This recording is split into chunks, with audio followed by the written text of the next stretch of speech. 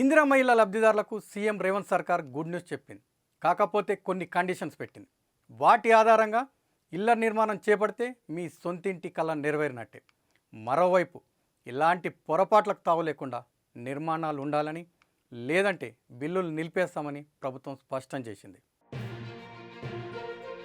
రాష్ట్రంలో ఇల్లు లేని ప్రతి పేదవాడికి ఇల్లు ఇవ్వడమే లక్ష్యంగా కాంగ్రెస్ ప్రభుత్వం ముందుకు సాగుతుంది. అంతేకాకుండా పథకం అమలులో ఎలాంటి అవకతవకలు లేకుండా జాగ్రత్తలు పడుతుంది. ఎక్కడ కూడా అనర్హులకు పథకంలో చోటు కల్పించకుండా ఎప్పటికప్పుడు ఆదేశాలు జారీ చేస్తూనే ఉంది. ఇప్పటికే ఈ పథకాన్ని జనవరి 26ను పురస్కరించుకొని రాష్ట్ర వ్యాప్తంగా ప్రారంభించారు.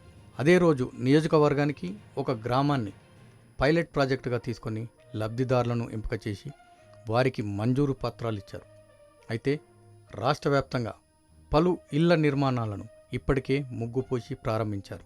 మరికొద్ది రోజుల్లో బేస్మెంట్ స్థాయిని పూర్తి చేసుకోబోతున్నాయి. ఇందులో భాగంగా కొద్ది రోజుల క్రితం ఇందిరమ్మ ఇళ్లకు సంబంధించి కొత్త గైడ్లైన్స్ రిలీజ్ అయ్యాయి.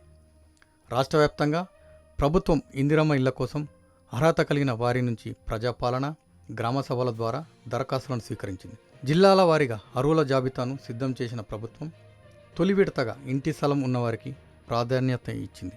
ఇందులో భాగంగా తొలి విడత 4.5 లక్షల ఇందిరమ్మ ఇండ్లు మంజూరయ్యాయి. ఇప్పటికే రాష్ట్ర వ్యాప్తంగా 72,045 మంది లబ్ధిదారులకు అధికారులు ఇళ్లను మంజూరు చేశారు. తొలి విడతలో ఇప్పటికే రాష్ట్ర వ్యాప్తంగా 72,045 మంది లబ్ధిదారులకు అధికారులు ఇళ్లను మంజూరు చేశారు. ప్రస్తుతం అర్హుల లిస్టు ప్రకటించిన గ్రామాలను మినహాయించి మిగిలిన అన్ని గ్రామాల్లో అర్హుల ఎంపికపై అధికారులు దృష్టి సారించారు. తొలి విడతలో ఖాళీ స్థలం ఉండి ఇండ్లు కట్టుకోవాలనుకునే పేదలకు ప్రాధాన్యత ఇచ్చారు. పలు ప్రాంతాలలో ఇందిరమ్మ ఇండ్ల పథకానికి ఎంపికైన లబ్ధిదారులు ఇండ్ల నిర్మాణ ప్రక్రియను ప్రారంభించారు. అయితే ఇందిరమ్మ ఇళ్ల పథకంలో భాగంగా ఇల్లు నిర్మించుకున్న లబ్ధిదారులకు 5 లక్షలు ఆర్థిక సాయం అందించనుంది. ఇంటి నిర్మాణానికి ప్రారంభంలో అంటే ఫౌండేషన్కు 1,00,000, బేస్మెంట్, పిల్లర్స్ లెవెల్లో 1,25,000, స్లాబ్ లెవెల్లో 1,75,000, ఇతర నిర్మాణాలు పూర్తవుతుంటే 1,00,000 ఇస్తామని, లబ్ధిదారుల ఖాతాలో నేరుగా నిధులు జమ చేస్తామని ప్రభుత్వం ఇప్పటికే ప్రకటించింది. అయితే తాజాగా ఇందిరమ్మ పథకానికి సంబంధించి ప్రభుత్వం జిల్లా కలెక్టర్లకు కొత్త గైడ్లైన్స్ పంపించింది. కొత్త గైడ్లైన్స్ ప్రకారం నిర్మాణాలు జరగాలని సూచించారు. ఎలాంటి పొరపాట్లకు తావు లేకుండా నిర్మాణాలు ఉండాలని, లేదంటే బిల్స్ నిలిపివేస్తామని హౌసింగ్ ఎండి విపి గౌతమ్ హెచ్చరించారు. క్షేత్రస్థాయిలోని అధికారులకు కొత్త గైడ్లైన్స్ పంపించాలని కలెక్టర్లను ఆదేశించారు.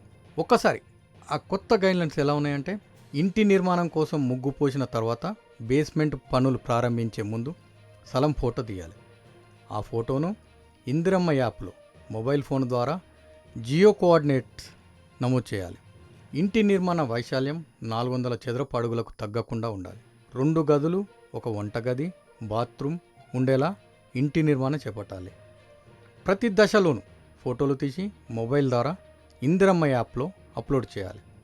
వాటి ఆధారంగానే లబ్ధిదారులకు చెల్లింపులు ఉంటాయి. పాత ఇంటిని ఆనుకొని కానీ, ఇప్పటికే ఉన్న ఇంటికి అదనపు గదులు కానీ, కొంతవరకు కూల్చివేసిన వాటికి కానీ ఇందిరమ్మ ఇండ్ల పథకం ద్వారా నిర్మాణం చేయకూడదు. గతంలో నిర్మాణం ప్రారంభించి కొంతవరకు నిర్మించిన ఇండ్లకు ఎట్టి పరిస్థితుల్లోనూ ఇందిరమ్మ పథకం మంజూరు చేయొద్దు. ఇండ్లను కలిపి కట్టుకోవడానికి అనుమతి లేదు. ఒక ఫ్యామిలీలోని కుటుంబ సభ్యులకు 1 ఇల్లు మాత్రమే ఇవ్వాలి. 1000 నిర్మాణాలు పూర్తి కాగానే బిల్స్ రిలీజ్ చేయాలి. ఇవి కొత్త గైడ్లైన్స్. రాష్ట్ర వ్యాప్తంగా జనవరి 26న మంజూరు చేసిన ఇళ్ల నిర్మాణాలు ఇప్పుడిప్పుడే ప్రారంభమవుతున్నాయి. అయితే రాష్ట్ర వ్యాప్తంగా ఇప్పటి వరకు 700 ఇళ్ళు బేస్మెంట్ లెవెల్ వరకు పూర్తయినట్లు అధికారులు గుర్తించారు. మరికొన్ని ప్రారంభ దశలో ఉన్నాయని, మొత్తం రాష్ట్ర వ్యాప్తంగా 1000 ఇళ్ల నిర్మాణాలు బేస్మెంట్ లెవెల్కు రాగానే మొదటి దశ బిల్లులు విడుదల చేస్తామని అధికారులు తెలిపారు. అలాగే బిల్లుల చెల్లింపులకు ఎలాంటి ఇబ్బందులు లేవని, సరిపడా నిధులు రెడీగా ఉన్నట్లు చెప్పారు. ప్రభుత్వ లక్ష్యానికి అనుగుణంగా నిర్మాణాలు పూర్తి చేయడమే తమ టార్గెట్ అని అధికారులు స్పష్టం చేశారు. ప్రపంచంలో ఏ మూల ఏ క్షణం ఏం జరుగుతుందో వేగంగా తెలుసుకోవడానికి తొలి వెలుగు వాట్సాప్ ఛానల్ని ఫాలో చేయండి.